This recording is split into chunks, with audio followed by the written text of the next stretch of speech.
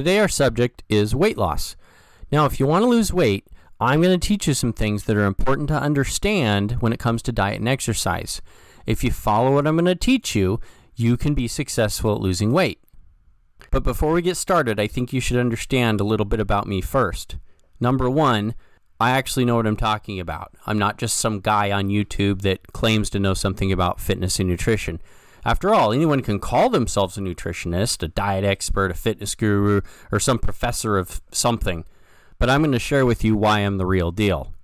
The second part I wanted to talk about is that I can effectively teach this information to you. Because even if somebody is an expert, if they can't convey the information to you in such a way that you can understand it and implement it, what good does it do you at that point anyway? So this whole nutritional journey for me really began after I got my bachelor's degree in 2004. At the time, I was studying math, chemistry, and a little bit of some other sciences like biology, physics, things like that. And it actually proved to be quite helpful as I took a job at a vitamin store shortly after that, after my graduation. And I'm also a pretty good teacher. I'll get to more of that in a second. And I sort of accidentally became one of the top salespeople in the company. Initially, I took the job because I was sort of desperate. I needed a job and I had none. And I quickly came to actually like the job a lot. And I got to learn a lot of new stuff about nutrition and wellness and exercise. But I also studied a lot of it on my own time. After I was there for about a year or so, the top management changed. I'm not sure exactly why. These new buffoons they hired to run the company actually were hired from companies they had just finished bankrupting. They knew absolutely nothing about the products we sold, and that was sort of like my niche. That's why I was such a good salesperson, because I knew what I was talking about, not because I was a good salesperson. And these guys, they ticked off every single employee and customer you could imagine. It was ridiculous. But the funny thing is, they had like 2 zeros more than me on their paycheck. How does that happen? These guys were complete ignoramuses, and they did have a lot of experience, but that experience included bankrupting other companies. I didn't have that, of course, and I also didn't have a master's degree like they had. So I figured that if I got a master's degree in business, then I could do exactly what they were doing. I might even actually be beneficial to a company. Heck, I can wreck a company and make 6 figures, 7 figures, 8 figures doing it. That's easy. So anyway, I eventually left the company because it was so bad to work for these guys at that point. And I realized my passion was really nutrition, not business. So the idea of getting into one of these positions where I could wreck a company and make millions of dollars doing it, it wasn't quite so awesome anymore. And I didn't really care about business, to be quite frank. I mean, I like some parts of it, like, making money, but most of it was pretty boring stuff. And I did it mostly to boost my resume. And it worked out pretty well because now I am a college professor and they won't even hire you if you don't have at least a master's degree. And so after that happened, I was mostly teaching math, which I actually really like, and some business. But, my real passion was still nutrition. And so I went back to school and got a master's degree in nutrition. I know a lot about nutrition, and I wanted to become a nutrition counselor, but I didn't want to just be one by word. So I didn't just tell people, yeah, I'm a nutritionist, and really have no reason to say that other than, gee, I've studied on my own time. I also got certified with the state, and to become a certified nutritionist, at least in my state, you have to have at least a master's degree. And so you could say a cut above when it comes to nutrition. And I'm pretty good at teaching too. I've become really good at teaching as an adult. In fact, long before I even finished college the first time, I did a lot of math tutoring on the side, and that's been going on for about 20 years now. I still do it a little bit here and there. And I also have taught at 4 colleges and universities in total. So you might say I know something about nutrition and therefore something about weight loss. And more importantly, maybe, is that I can teach it to you and help you to understand it. Now, when it comes to this presentation, I'm going to share with you the basics.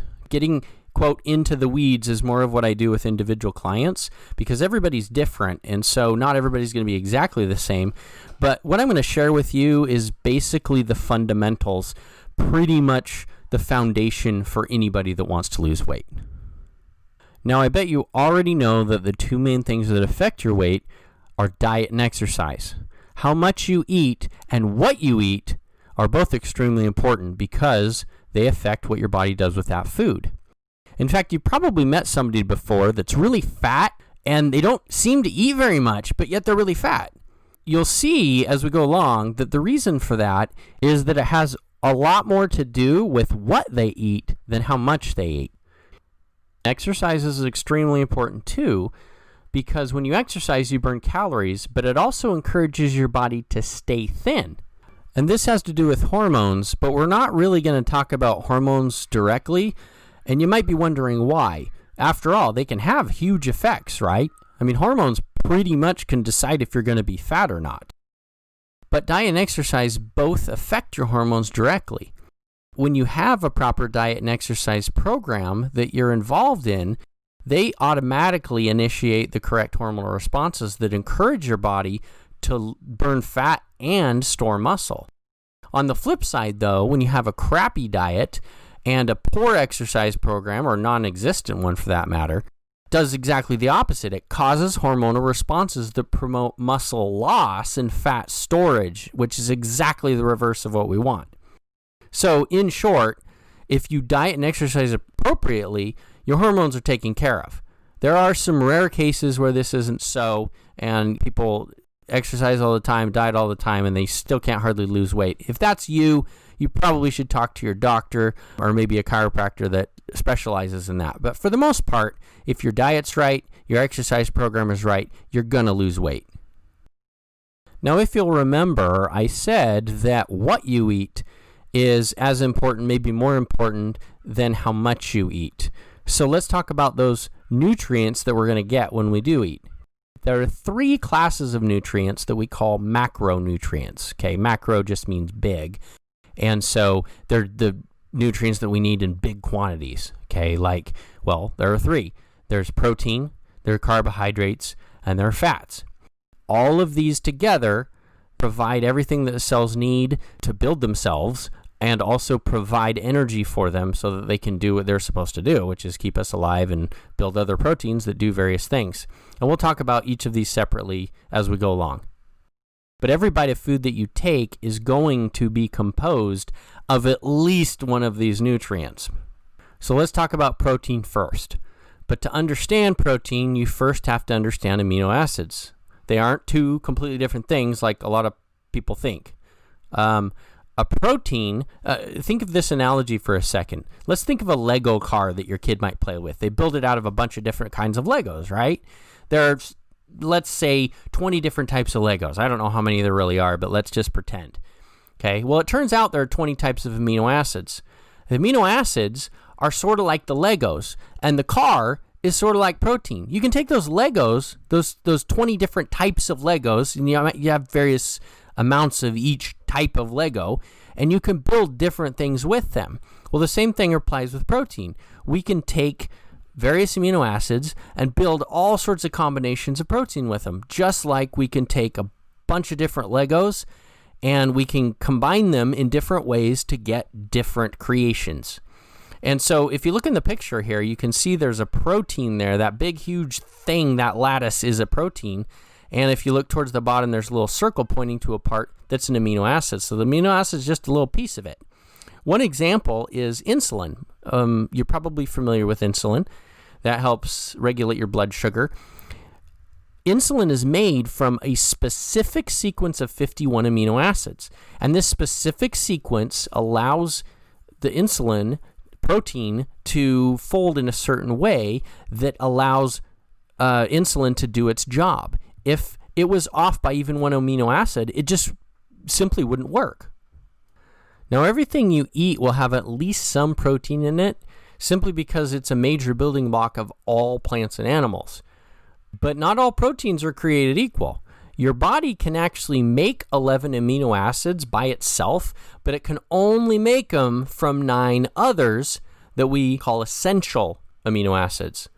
This means that you have to get at least these 9 essential amino acids at the bare minimum, or you just can't make protein. It's just not possible. Any food that has at least these 9 essential amino acids, we call it a complete protein. If it doesn't have all 9 essential amino acids, we call it, of course, incomplete. Most plant foods are not complete, but you can still eat a whole bunch of different ones and get all 9 essential amino acids.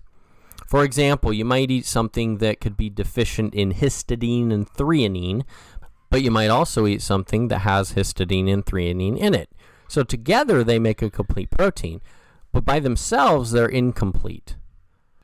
Now, there are also animal proteins. All animal proteins are complete. This shouldn't be a huge surprise because people are a lot more like animals than they are like plants. Plus, there's a lot more protein in animal products than in plant products. For example, a 6-ounce chicken breast has about 40 grams of protein in it, but the same amount of green peas only has about 12 grams, and actually that's kind of high for a plant, actually. But remember, the green peas, they're also incomplete. Now, you should get protein from plants and animals, but I know some people out there are a little averse to meat for one reason or another, and that's fine. But getting the protein you need, especially for weight loss, it's going to be a lot harder to do. You can still do it, but I'm just warning you ahead of time. Now the question is, how much protein should I actually get? The government's going to tell you should get 50 grams a day and that this is sufficient for most people, but they're really, really wrong about that one. That's only about 8 ounces of chicken in an entire day and no other food at all because remember, everything has at least some protein in it, so if you eat anything else, you're getting more protein. We also have to consider the fact our bodies are made of about 80% protein if we ignore water, and we're constantly replacing cells and building structures, all sorts of things that require protein. So 50 grams is pretty insufficient. In fact, most people, especially those trying to lose weight, should eat at least a gram of protein for every pound of body weight. At least pound of body weight they're trying to attain. So for example, let's say I'm 200 pounds and I think I should weigh about 150 pounds. I should be getting about 150 grams of protein every day. Now that sounds like a lot, and it kind of is for a lot of people, but that's simply what your body needs, especially if you want to lose weight.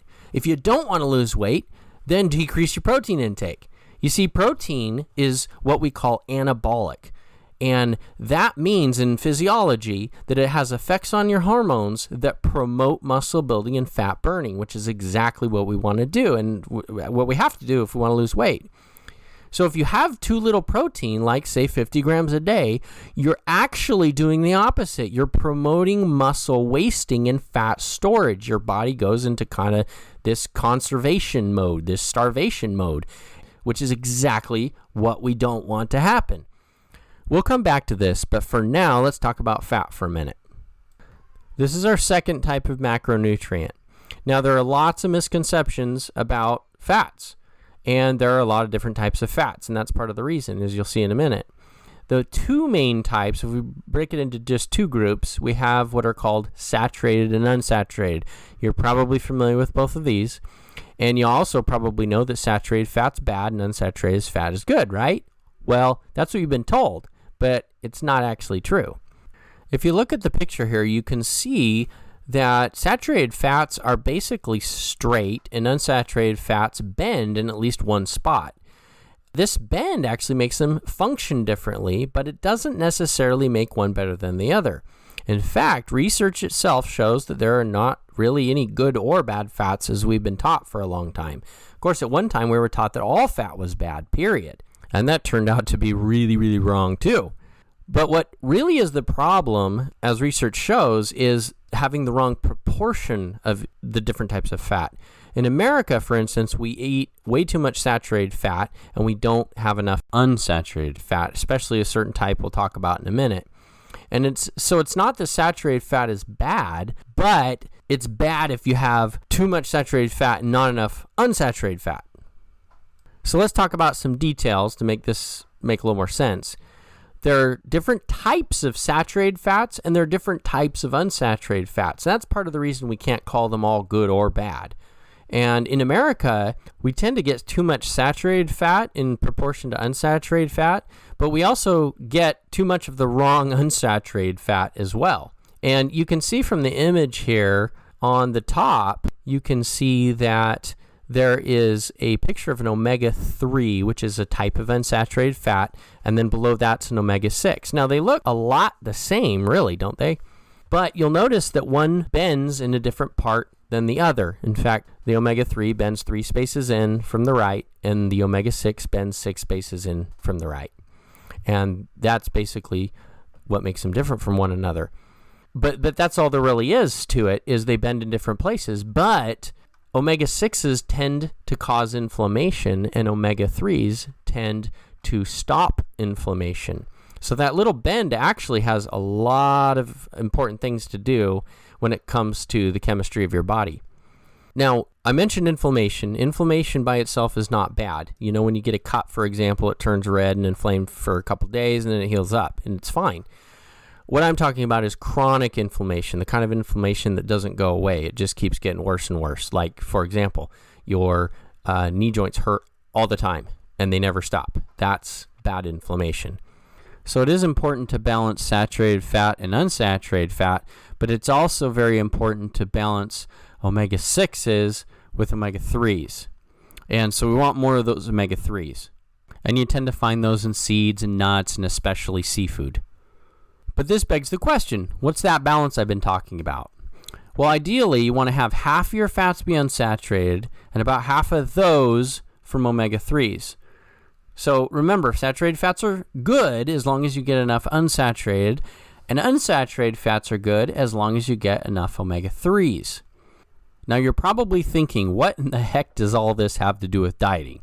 The simple answer is that if your body's in balance because you have the right amount of fats in your body, it functions better. And if it functions better, it burns fat better.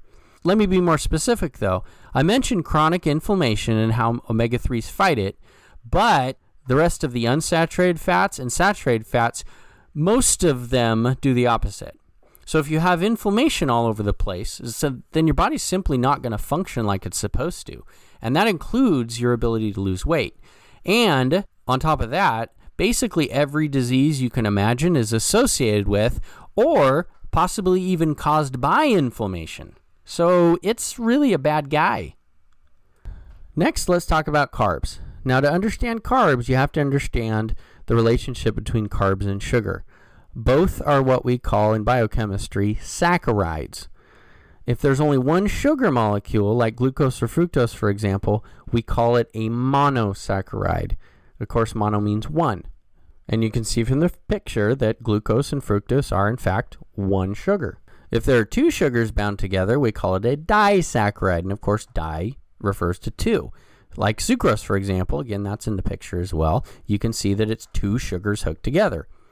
Longer ones, like starch, for example, they can be composed of hundreds, sometimes thousands of sugars bonded together in this really long chain, and that we call a polysaccharide. Of course, poly means many. So there's many sugars attached together to make a polysaccharide. The relationship between carbohydrates and sugars is just like the relationship between amino acids and protein. If you attach a bunch of amino acids together, you get a protein. If you attach a bunch of sugar molecules together, you get a carbohydrate. Now, when you eat any carbohydrate, it has to be broken down into the individual sugar to be absorbed into your blood. So obviously monosaccharides, like the ones we mentioned, glucose, fructose, they absorb almost instantly when they get to your stomach because they don't have to be broken down at all to be absorbed. Disaccharides take slightly longer because they have to be broken apart by your digestive system. But of course, this is still pretty quick. Polysaccharides, on the other hand, remember, they have thousands, maybe more than that, of sugars chained together. And so it takes a long time to digest these because all those little tiny sugars that are bonded together have to be broken apart one by one. It takes a while. So let's say you drink a glass of Kool-Aid. You might absorb it really, really quickly into your bloodstream because it's basically sugar water. But if you took an equivalent amount of whole wheat rice, for instance, it might take hours because it's not made of sugar, it's made of carbohydrates, which are long, long chains of sugar that take a while to be absorbed.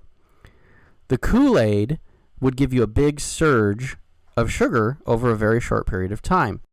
The rice, on the other hand, would be sort of a trickle that would last several hours.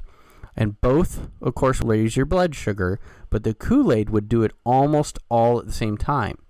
And this means the hormone insulin would spike way up because there's a lot of sugar in your blood all of a sudden. And sugar in your blood is not a healthy thing, and insulin's job is to tell your cells to basically eat all the sugar out of your blood when it's too high.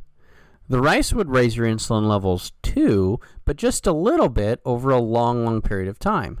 And, as you might already know, spikes in insulin are a really bad thing. They're associated with weight gain and diabetes. Both are bad news for somebody like you that's trying to lose weight. On top of that, sugar is pro-inflammatory. Carbohydrates are not so much.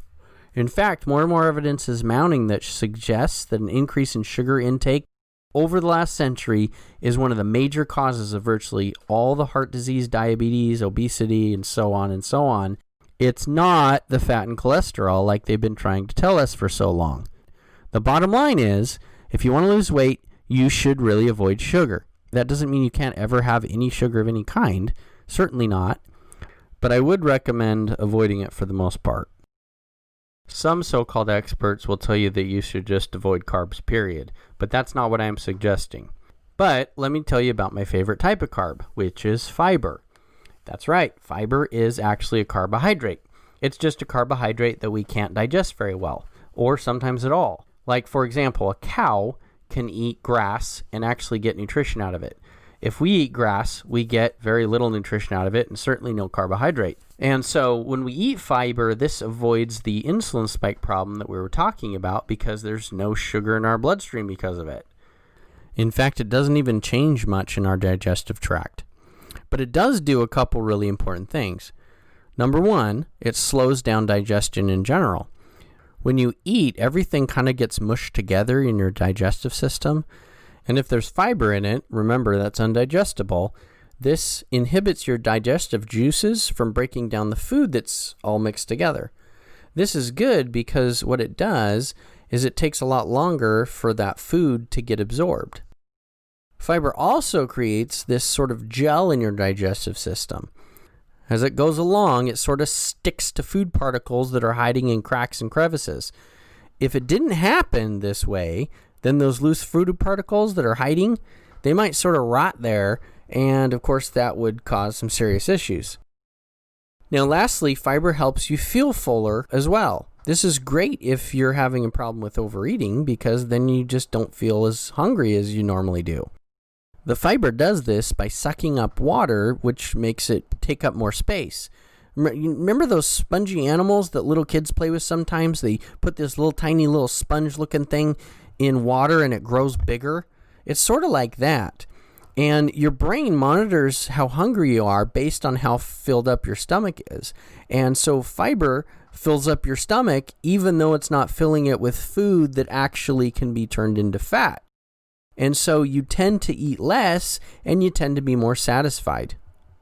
Now, let me talk about some of the recommendations when it comes to carbs. You shouldn't eat too many carbs in general, and I know that's not a strict definition or anything, but high carb diets are usually associated with being overweight. Now, this might seem a little counterintuitive because we've been taught for so long that when you eat fat, it can turn into fat. I mean, that only makes sense, right? But it turns out that carbs contribute a lot more to gaining fat than fat contributes to gaining fat. In fact, carbs play a much larger role in storing fat than fat does. And this is mainly for hormonal reasons. But the take-home message really is that our concern should be more about protein and fat than worrying about carbs, because we really don't want a whole lot of carbs. So the next point, though, is to avoid sugar. Now, like I mentioned before when we talked about carbs, sugar is technically a carb. I really mean added sugars when I'm talking about that. And usually you can find added sugars in things like sodas, candy bars, cookies, other stuff. Basically, if it comes in a box or a bag, there's probably added sugar. These sugars, they're almost always monosaccharides, which is a bad thing. So, but be careful here. One little note. I don't mean sugar you find in natural foods like fruits and vegetables. These are usually disaccharides and bigger ones as well, and they don't have nearly the insulin impact that added sugar does. So, according to research, added sugar correlates really well with being overweight and obese. In other words, according to these studies, statistically, they find that the greater the sugar intake, the greater the weight, and the greater the disease risk. Not only that, but sugar is also inflammatory, like I mentioned before. Now, when we look at more natural foods, not the kind that come in boxes and bags, we also tend to find some fiber. For example, fruits and vegetables, they have some fiber in them. When you're consuming carbs, though, you generally want to choose foods that are higher in fiber. The more fiber, the better the carb is for you, you could say. This is because, like I said before, getting carbs in your diet is more strongly associated with weight gain and obesity than even fat because of the hormonal effect it has, namely on insulin. The more fiber a food has, the slower it's going to digest, and the better it is for insulin because it's not going to cause that spike like sugar does. In fact, even if you consume sugar with fiber, it's still going to digest a little bit slower because of it. Ideally, you're supposed to get about 40 grams of fiber a day. So let's switch gears a little bit and talk about water.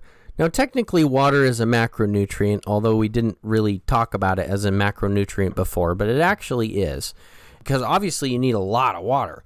And you may not have expected to even hear about this associated with weight loss, but it turns out that water is really important. First of all, your body's about 60% water. So you can see just from that how significant it is. But here's the funny thing. If you were to drop down to just 50% water, then you're probably already dead. Think about that for a sec. So obviously water is pretty crucial for your health in general because the chemistry of life occurs in water, lots of it. That includes the chemistry of weight loss too, of course. So if you're dehydrated all the time, your body simply can't function like it's supposed to, and it can't lose weight like it's supposed to. Plus, there's another really good reason that relates directly to weight loss. Water contributes to fullness in much the same way as fiber. It takes up space, but it provides 0 calories. And in fact, research has actually shown this. So if you drink the amount of water that you should every day, you're not going to have nearly as much trouble with being hungry. So those are the macronutrients: proteins, fats, carbs, and water. But let's talk about another group. These are the micronutrients. They're called micronutrients because we need tiny amounts of them. And typically, when I'm talking about micronutrients, I usually mean vitamins and minerals. And every vitamin and mineral is either fat or water soluble. And that just means that they dissolve in water or they dissolve in fat, one or the other. And when you have more than what you need of, say, a water-soluble vitamin, like vitamin C, for instance, it ends up in the kidneys because, like I said, it's water-soluble, and so you just pee it out. Fat-soluble vitamins, on the other hand, and all minerals for that matter, they can be stored in your fat. And so you don't necessarily pee those out like you would vitamin C, for instance. You can end up holding on to those and even build toxicities. That usually doesn't happen, though, so don't worry. Another group worth mentioning are antioxidants. There are, in fact, thousands of antioxidants, many of which we don't even know exist yet, so perhaps millions maybe. And these are mostly found in fruits and vegetables. And these can be water or fat soluble, one or the other usually. In some cases, they're both, though. They're not considered to be essential for life like vitamins and minerals are because you don't technically need them to run the chemistry of life that you need, but they do fight off toxic waste products known as free radicals. These are a natural byproduct of all of our cells. So, for example, when we eat, we have waste products come out. When our cells eat, so to speak, they also produce waste products. These are what free radicals are. And the reason I mention this is because antioxidants are strongly associated with your health benefits, and a decrease in your disease risk. Like I said, they're not technically essential, but they really are essential. If you eat lots of fruits and vegetables, you already get lots of antioxidants, and that's great because, like we said before, a body that functions better loses weight better. So now that we've talked about all this nutrition stuff, let's talk about some of the main weight loss diets out there. And we'll also talk about my favorite.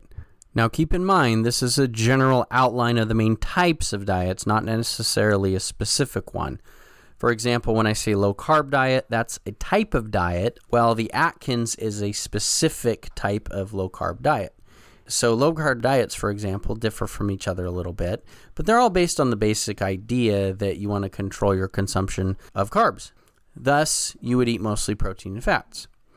And these work, by the way, but some are a little extreme because they want you to have almost no carbs at all, and that's probably not a good idea. You will lose weight, but these programs, they're usually not very simple or sustainable, and those are the two main reasons why most people fail. High protein diets are a common one also, and by the way, they do work. But again, going overboard is a problem.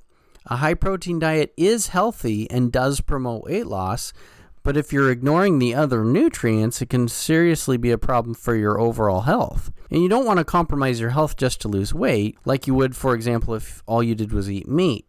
Again, not very sustainable and not very simple. Some people try to lose weight by going vegan. You probably already know this, but to be a vegan, you can't eat anything animal, only plants. Even eggs, milk, yogurt, stuff like that are off the table, literally.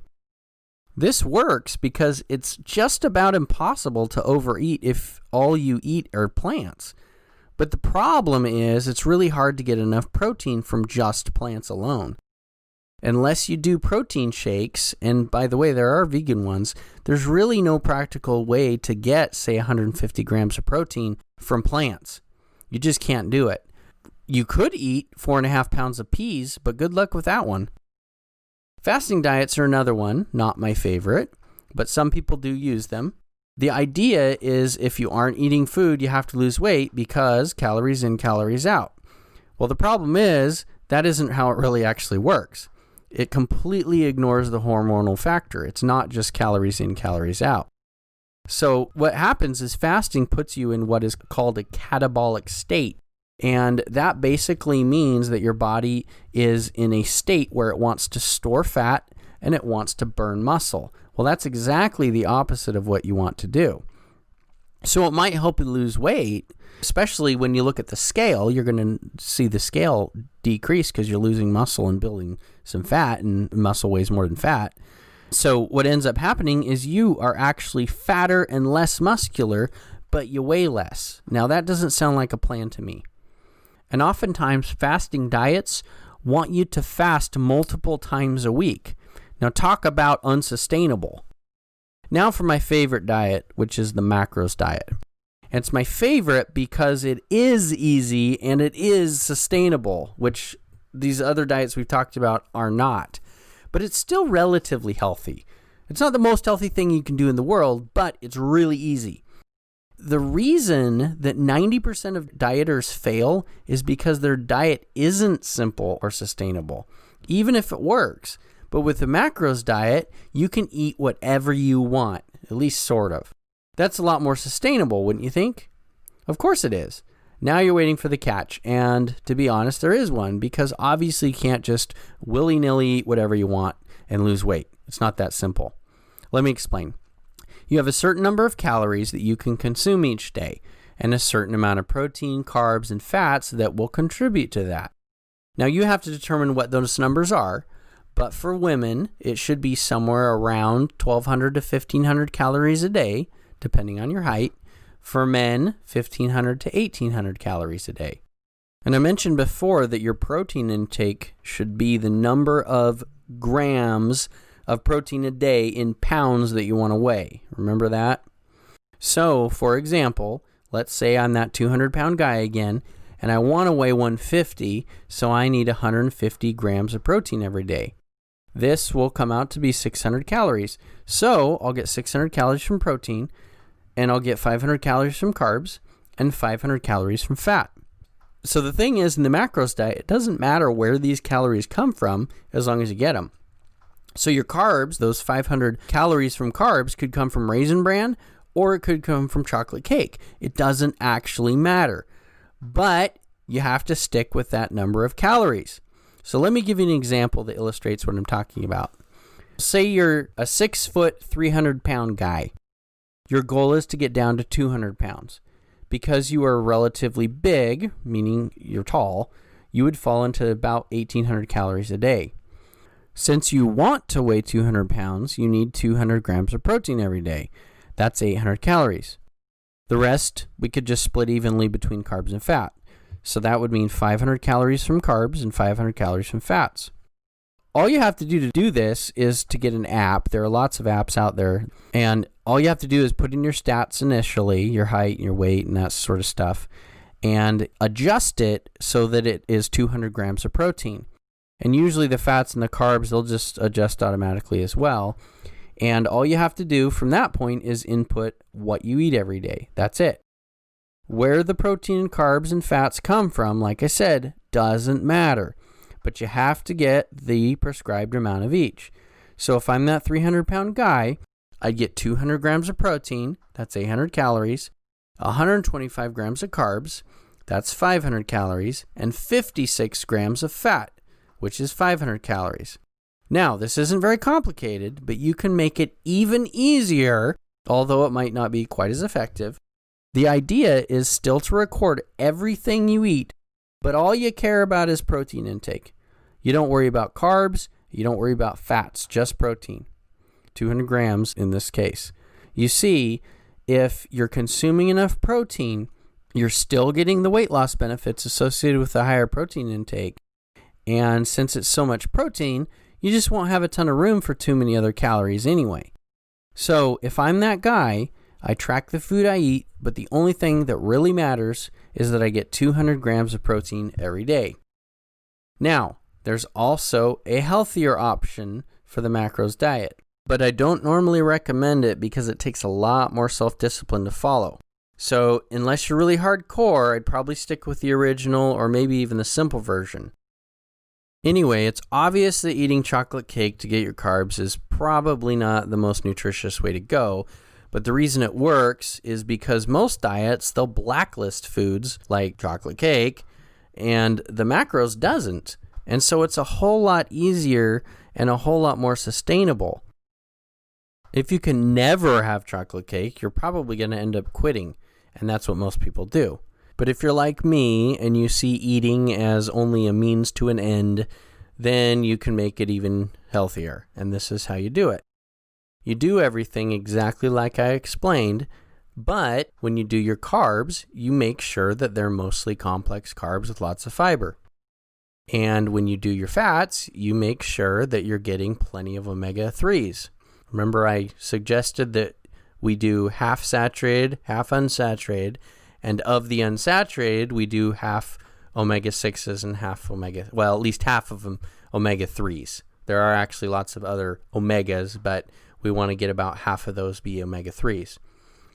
There are tons of apps out there to keep track of all this stuff, so don't worry about that one. And there are a lot of free ones too. All you have to do, like I said before, is set up initially, and you input what you eat every day, and it does the calculating for you. And so you always know how much fat you've eaten, how much carbs you've eaten, and how much protein you've eaten. And, of course, how much you still have to eat of each. Now that we've covered all of this nutrition stuff, let's talk about diet pills. Now, we all wish there was a diet pill that would just magically melt off all the pounds. We wouldn't have to diet. We wouldn't have to exercise. But unfortunately, that does not exist. So we're going to talk about the supplements that can help. They're not magic, but they can help. But there are often misconceptions about supplements and how they work and whether or not you should take them. So let me be clear before we get started here. You've probably heard this before. Supplements do not and cannot replace a poor diet or a poor exercise program. Okay, they don't make up the difference of you being lazy, but they can help you get to your goals a little bit faster and a little bit easier. So that being said, let's review a few of the most effective ones. The first one we're going to classify as a thermogenic. There are a lot of these out there. You might be familiar with, say, Hydroxycut, for example. These sorts of products will typically contain green tea, caffeine, and maybe a few other ingredients that are basically supposed to increase your metabolism. And you know what it feels like, for example, when you feel wired If you drink a lot of coffee or a lot of energy drinks, you kind of get, people refer to it as being wired. And this is because your cells are working overtime and they're burning more calories. You're getting lots more energy. And so when you do that, you theoretically burn more fat because you got to get that energy from somewhere. And that's how you end up losing weight, by using something like this. But a thermogenic can actually be counterproductive if your diet stinks. So if your diet is lousy and you take a thermogenic, then what can happen is it can cause the reverse of the hormonal response you want and actually make you gain some weight. Now, our second supplement is called CLA. That is short for conjugated linoleic acid. This is just a specific type of unsaturated fat. Remember, we talked about those. You can find CLA in apples, dairy, eggs, stuff like that. And it's been used for a long time to decrease body fat, and it's a very common choice actually for dieters and bodybuilders because it works. It's been used for so long and worked so well for so long, people just kind of know that it works, at least people in the industry. They don't know exactly why it works. It seems to boost your metabolism, but not with caffeine like a thermogenic does. Now, number 3 is a fiber supplement, which is a great option too, especially if you're struggling with hunger. And you'll remember I mentioned before that fiber helps you feel full sooner and it slows down your digestion. And both of those are helpful for somebody that's trying to lose weight. Lastly is a protein supplement. Now, I mentioned before that you need a gram of protein for every pound of body weight that you're at or trying to reach. We've been told for a long time that this is not necessary or even unhealthy, neither of which is true. So you need to get that amount of protein if you want to lose weight every day. So a supplement might be necessary because it's really difficult to get enough protein in your diet. For example, let's look at that guy who's trying to get 150 pounds. Well, it's difficult to eat 150 grams of protein every day. And so including a shake can make it a whole lot easier because then you can drink 50, even 100 grams at one time. Now, there are lots of different types to choose from. There are protein powders that are derived from eggs, from peas, from casein protein, that's from milk, or whey protein, which is my favorite. Whey is also derived from milk. It actually comes from the cream on the top of the milk when they first milk the cow. But anyway, it really isn't that important which one you choose, but I can tell you this much. Whey is almost always the least expensive, almost always the best tasting, and it is always the fastest absorbing. And you can also get it in what's called an isolate. In an isolate, they actually go a little bit further and remove the carbs and the fats, so there's almost no carbs and fat at all. It's almost entirely protein. Now let's talk about exercise a little bit.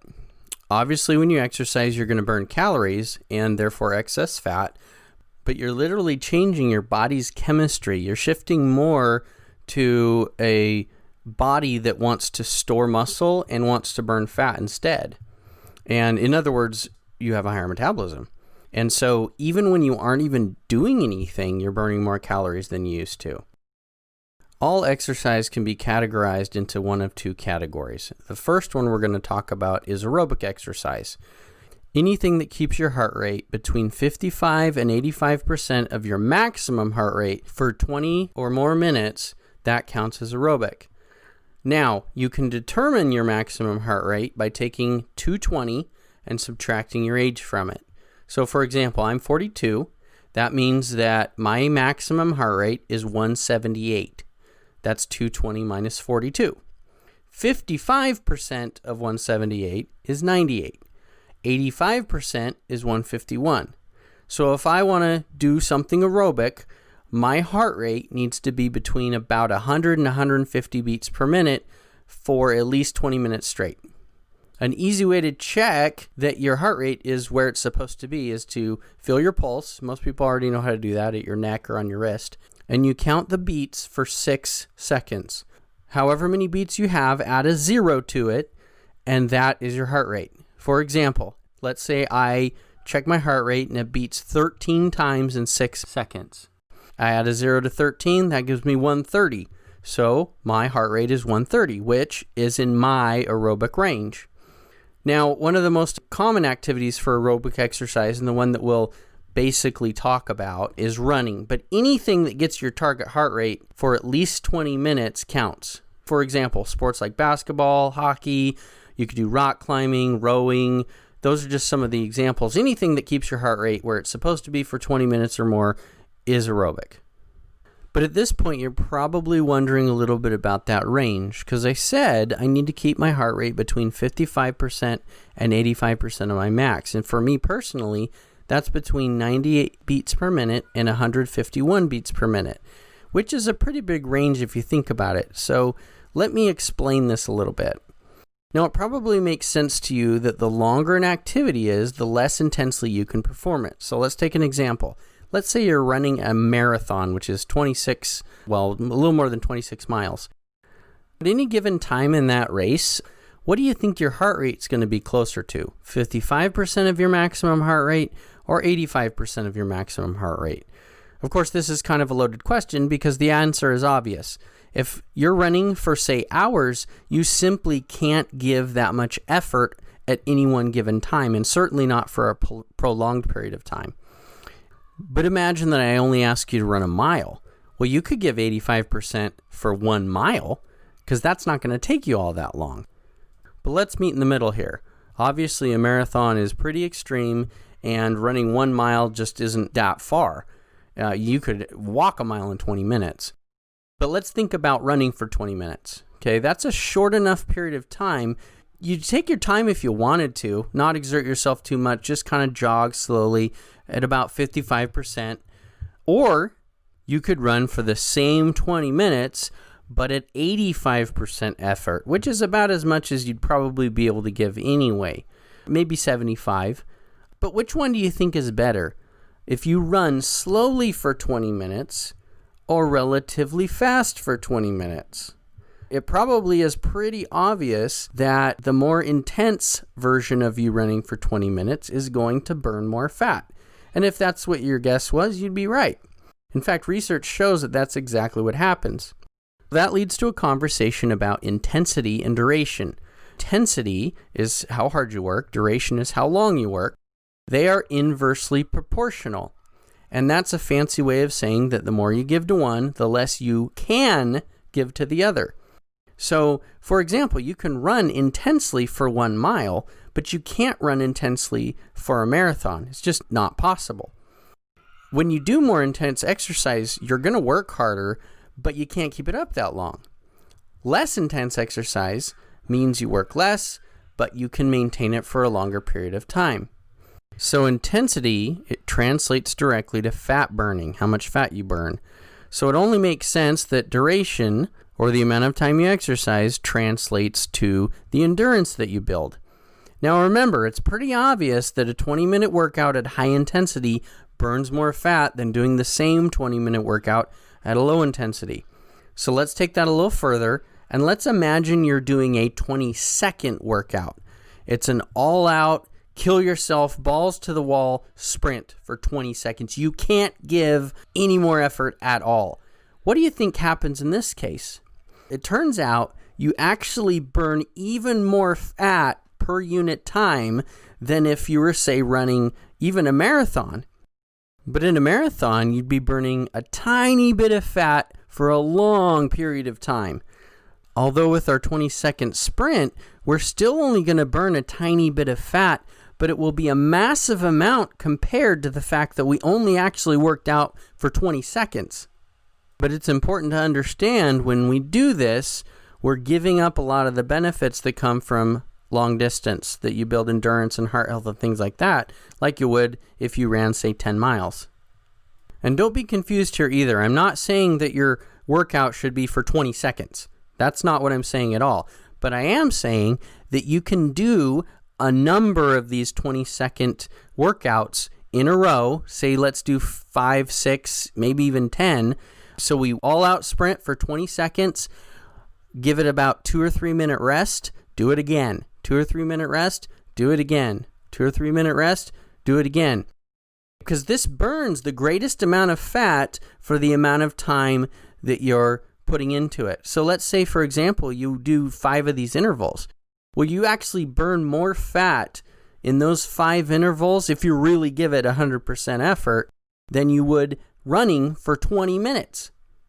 So these intervals, they might be the most effective for burning fat, but like I said, the trade-off is that we get less benefit elsewhere, like with heart health. We want some of that true. Yeah, our main goal here is to lose weight, but we don't want to lose weight in a not quite as healthy way as we could. So you'll get a little bit of these benefits, of course, heart health benefits and endurance and lung capacity and things like that from doing these 20-second sprints, but not nearly as much as if, say, you ran 10 or 15 miles. So we want to have a balance, a good balance between the intensity and the duration of the exercise that we're doing. So how much fat you burn versus how much you want to improve your overall health is really the question. Short and intense burns the most fat, but mild and long provides the most heart health. Ideally, we want to be somewhere in the middle. Now let's talk about our second approach to exercise, which is strength training. Now, there are lots of different methods to strength training. Each has its strengths and weaknesses, excuse the pun. But the idea is that we want to move or lift heavy things. Most often this is done, obviously, just with plain old weights, and that's the way we'll approach this. So first, let's talk about what weight training actually does. We all know that it helps increase muscle size, right? But it also strengthens what is called our mind-muscle connection. All of your muscles will only produce a certain amount of force. If you try to lift something, for example, you're only going to be able to lift so much. But what a lot of people don't realize is you're actually only using a fraction of the muscles that you could theoretically use. Like, for example, say the muscle in your arm can only lift so much. Well, you're actually only using a tiny fraction of the muscle that's there when you're trying to lift something. In fact, if you could use all the muscles in your whole body all at once, all the muscle cells, you could lift about 20 tons, at least theoretically. Let me give you an example of what I'm talking about. So let's say that you have 50 groups of muscle cells in your biceps. That's the muscle in your arm. So if you lift a really heavy weight, let's say that you only use 2 of those muscle groups out of the 50. Now, this is a natural limit that your body sets, or your brain sets on your body for your own protection.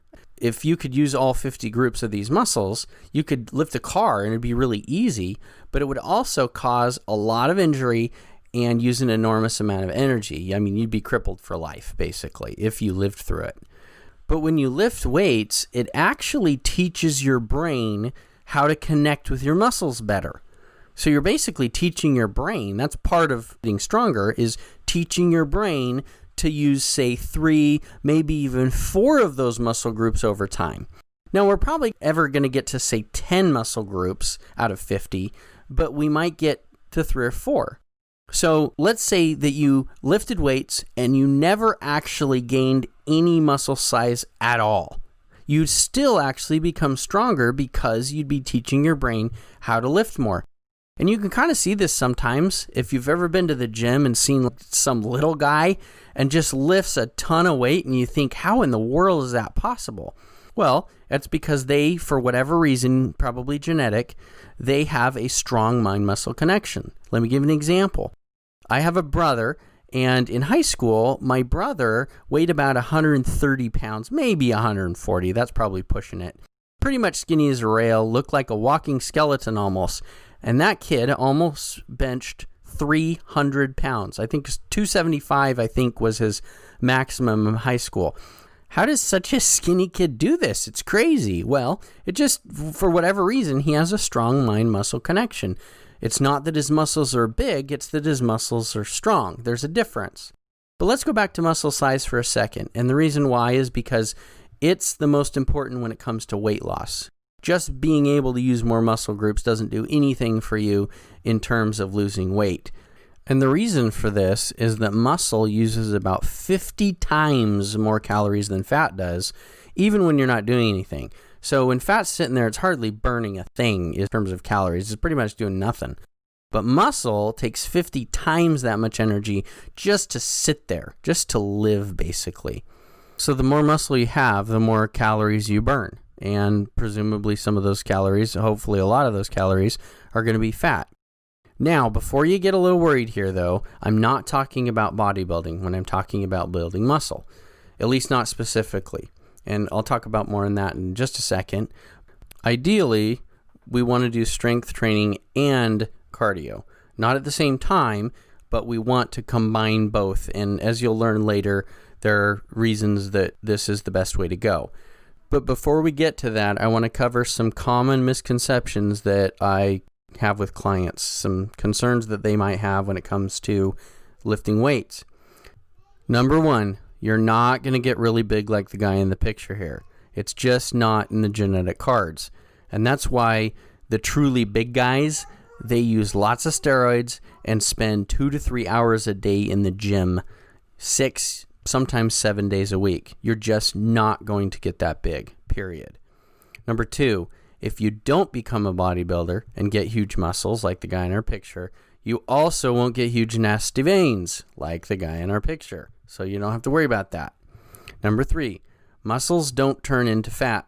Sometimes once guys stop lifting weights, they might have big, huge muscles, and they're eating a ton to keep those muscles going. And when they stop lifting weights, they don't need all those calories anymore. Well, what happens? They start storing those extra calories as fat, and they get fat, and people think, oh, well, his muscle turned to fat. Well, it's not true. Muscle is not fat, and muscle and fat can't turn into each other.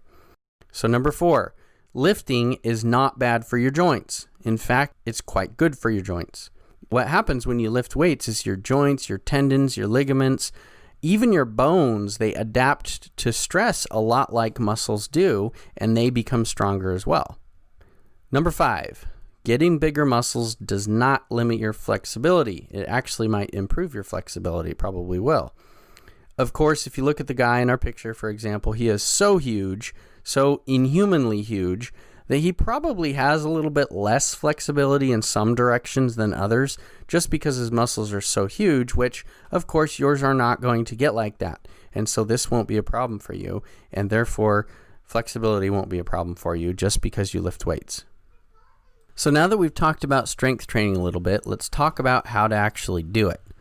So like I said, there are lots of ways that you can do strength training, but lifting weights obviously in the gym is probably going to be the best option for you. But we'll focus on what's most effective in terms of weight loss, not necessarily getting you to lift as much as you possibly can, not trying to turn you into a strongman. So first of all, intensity generally translates to muscle growth, much like we talked about before, where intensity, at least with running, translates to fat burning. So the only way to be forced to be intense when you're lifting weights is to lift heavy weights. So imagine for a second that you're lifting some heavy weight off the ground. Okay, you push yourself to your limit and you end up doing 20 repetitions in a row. At that point, you can't do any more, so you stop. Then you add a bunch of weight, wait a couple minutes to let your muscles sort of recoup a little bit, and then you do it again. But this time, it's a lot heavier, of course. You're only able to do 5 repetitions. Now the question is, which lift was better? On the first lift, it wasn't probably that hard until you got to like repetition 15 or 16. You did a ton of repetitions that probably didn't take hardly any effort at all. But on the second lift, it starts getting hard right away, maybe on repetition 2, maybe even repetition 1. Think about it. You're only doing 5 total, and that's all you can do. Both lifts are actually good, but the second one, where you lifted more weight, that causes more muscle tearing. Let me give you an example that might help you to understand this concept a little bit. Let's imagine that you have a big, huge, heavy truck, and you're a nice guy, and you're out on a really wintry, slick day, and there's a lot of cars in the ditch. And so you go and you start pulling these cars out of the ditch. Now, you're attaching a rope between you and the car, and you're pulling them out. Now, let's imagine that you pull out a smart car, and then another smart car. Let's say you pull out 50 smart cars in a row. Is that going to damage this big, huge, thick rope? Well, probably not. Maybe a little bit, but not very much. Well, let's imagine, though, that now there's a big bulldozer in the ditch, and so you decide you're going to pull out the bulldozer. Well, what's that going to do to the rope? Well, it's going to damage it probably more than all 50 smart cars combined. In fact, it might even rip that huge rope in half because it's just so heavy. Now, it turns out lifting weights isn't that much different than our little analogy. Now, you're not likely to tear your muscle in half, of course. I'm not suggesting that's what's going to happen, no matter how much you lift. But what I am trying to imply here is that heavier weight means more muscle tears. And when you tear more muscle, it builds back, you end up with bigger muscles. Bigger muscles, like we talked about before, equates to more energy, i.e., higher metabolism. This has to be balanced with repetitions as well, though. I'm not suggesting you lift a heavy enough weight that you can only do it once or twice. Okay, that's really heavy. But what I am saying is that you should lift heavy enough weight that when you do lift it, you can only lift it about 6, 7, 8 times. If you can do more than this, then you probably need to add some weight. If you can't do that many, say you can only do 4 or 5, then maybe you need to take a little bit of weight off. So how long you keep this up is also important, though. Clearly, you can't expect to go to the gym and lift really heavy weight 6 times and be done and get any results out of it. Okay, just lift 1 time. You can't do that. You've got to repeat it for a while. You've got to lift heavy weight 6, 7, 8 times over and over and over and over for at least 30 minutes. Okay, but you probably don't want to do much more than 60. And you probably want to do a 1 to 3 minute rest in between. So, let me give you an example. You might go to the gym, and of course you're going to need to warm up. No matter what level that you're at, you're going to do some warm-ups. Let's say we do some warm-ups, and then we do the bench press. And we do 6 reps on the bench press, because that's all we can do. Now, for everybody, that's going to be a different amount of weight. But if all you can do is 6 reps, then you've got the right amount of weight on. So, we're going to do 6 reps, maybe 7 or 8, depending on how much weight you have on. Then we're going to rest for 2 minutes. Then we're going to do 6 to 8 reps. We're going to rest for 2 minutes. Then we're going to do some more reps. We're going to rest for 2 minutes. We're going to do that for a total of about a half an hour.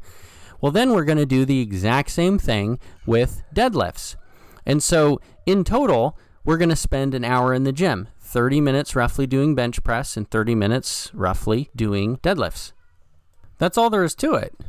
So having said all this, you may want to check some videos online or somewhere else to get an idea of what I'm talking about when I say bench press and I say repetitions and deadlift and things like that. For the purposes of losing weight, your focus really should be lifts that use either multiple muscle groups or large muscle groups. For example, the bench press does this, squats do this, deadlifts, flies, shoulder press, rows. And like I said, look these up if you don't know what they are and how to do them. But these are the main lifts that you want to focus on because they're going to give you the biggest bang for your buck. This brings us to the most important part of the exercise section we've been talking about, and that's incorporating all of this into your life. So, here's what I would suggest ideally for health and weight loss purposes. You should do cardio and strength training regularly, but not necessarily together. And you have to figure out how much time you have available and are willing to sacrifice to meet whatever goals you have. But at a minimum, you should be doing 20 minutes of aerobic twice a week and 30 minutes of strength training twice a week if you want to see some real results. If this is all the time you've got to give, then it's extra important you're intense when you do your exercise. Remember, there's a trade-off between time and intensity, and if you have low intensity and you have low time, your results simply won't be very good. But the more time that you can give, the better. Again, I want to stress, this is my recommended minimum.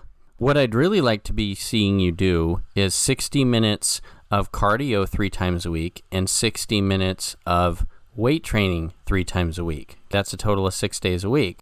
Now, it's going to be impossible for you to be high intensity when you're doing cardio for an entire hour.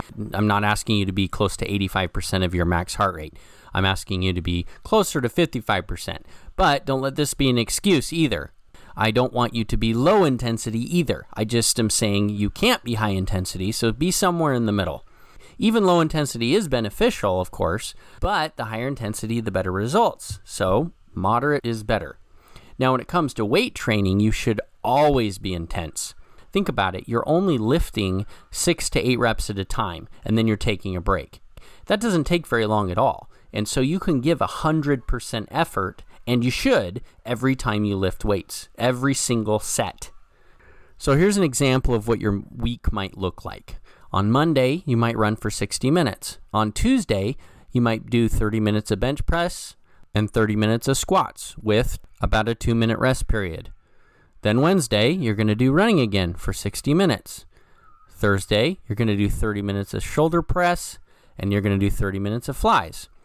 Friday, you're going to do running for 60 minutes again. Saturday, you're going to lift again, 30 minutes of deadlifts this time, 30 minutes of rows. Now, I'm not specifying that you have to do those particular lifts. I've just included those lifts because, like I said, those are the ones that either work the largest muscle groups or include multiple muscles. But if you don't have as much time, then what I would suggest is that you do running twice a week or some cardio twice a week for 30 minutes, and you do weight training twice a week for 30 minutes. I want to stress that is a minimum.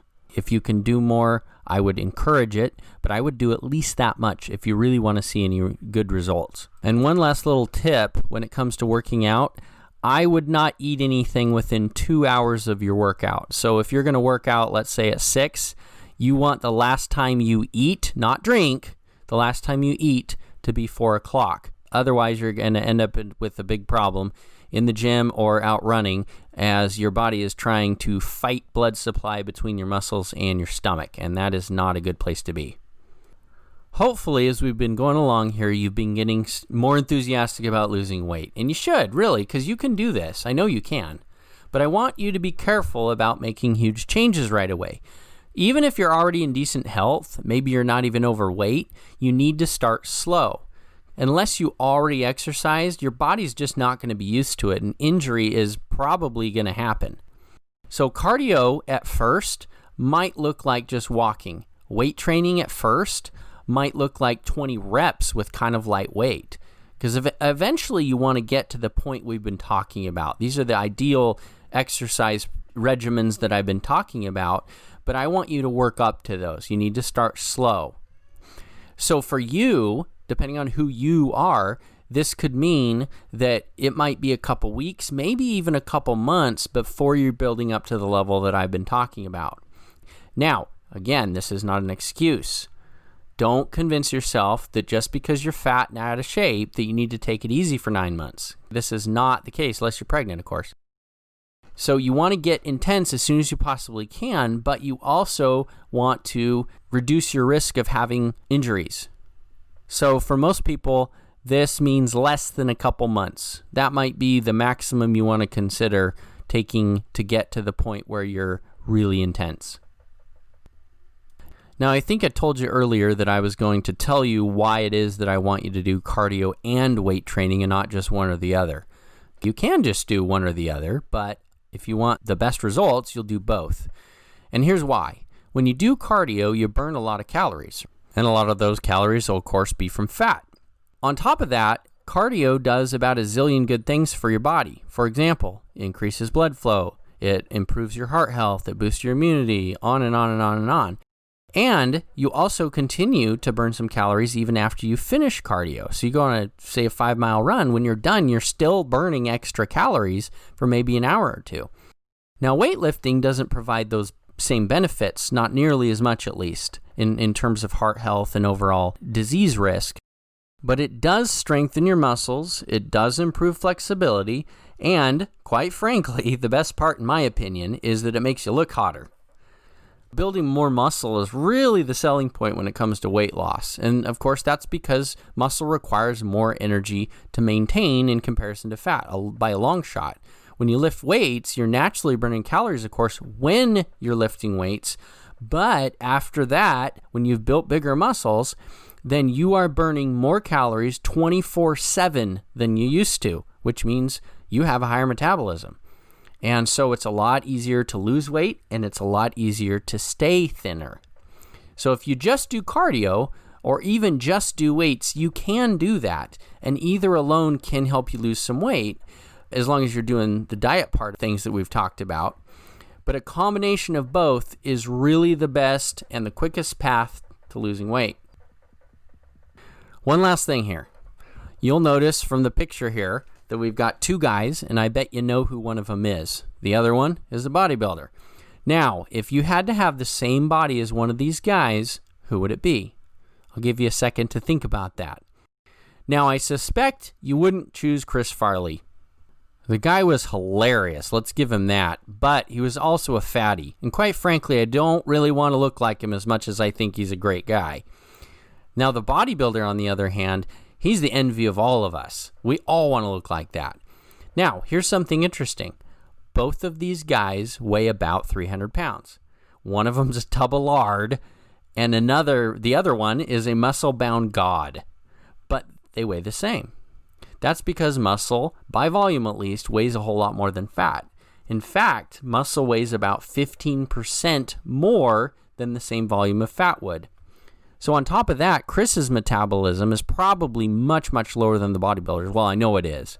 In fact, I can assure you that the bodybuilder eats far more calories than Chris did because they're necessary to fuel his body. Farley could probably do just fine on 2,000 calories a day, but obviously he ate more like 3,000. But a bodybuilder like the one you see in the picture here, he will typically consume 5,000 calories per day or more and still look like that because he needs those calories. So if Chris Farley were to step on the scale and he saw 300 on the display, he might think that he's got to lose some weight. And correctly so, because he would need to lose a lot of weight. The bodybuilder, on the other hand, he could step on the scale and he'd see the exact same number, but his reaction would be different. 300 probably wouldn't concern him at all. In fact, he might even think he needs to gain a little bit more weight. Which brings me to the idea that I'm trying to imply here. The scale only matters if you have the right perspective. What sometimes happens is when people start eating right and they start exercising, they either gain weight or they don't lose as fast as they thought they should. So they look back at me and start questioning and wonder if maybe I don't know what I'm talking about. Of course I do. But the reason why this is sometimes happening is you're losing weight, as in fat weight, but you're also building muscle. So this is especially true when you start lifting weights and you didn't lift weights before, because the human body adapts really quickly, and sometimes you have significant gains. Well, usually you'll have significant gains in the first 6 weeks. After that, the process tends to slow down, but the point is, you can't dictate from the scale what your progress is, because remember, muscle weighs way more than fat. So if you're burning off some fat and you're building some muscle, of course you're going to gain a little bit of weight. But it's okay because, again, you might not weigh a whole lot less or maybe not even less at all, but you're still developing a much better looking physique. So I want you to do this instead. Instead of worrying about the scale, I want you to stand naked, or at least close to it, in front of a full-length mirror, and that will give you way more insight into the progress you're gaining than a scale ever could, especially if you take a picture of yourself and compare it with future pictures. So you might take a picture when you first start this diet and exercise program of yourself nearly naked, and then a month later, you might do it again and compare the two pictures and see what happens. Now, if you compared the scale, that may or may not give you some confidence in what you're doing, but I guarantee the pictures will. But again, only do this about once a month, because if you do it more often than that, you're likely to get a little discouraged because you're not going to see much of a change at all between Monday and Tuesday, or even between Monday and next Monday. But you should see some significant change in a month. If you don't, then you might be doing something wrong, and it might be time to go back through this video and pick up a few things that maybe you didn't get the last time. Thanks for watching, and best of luck to you.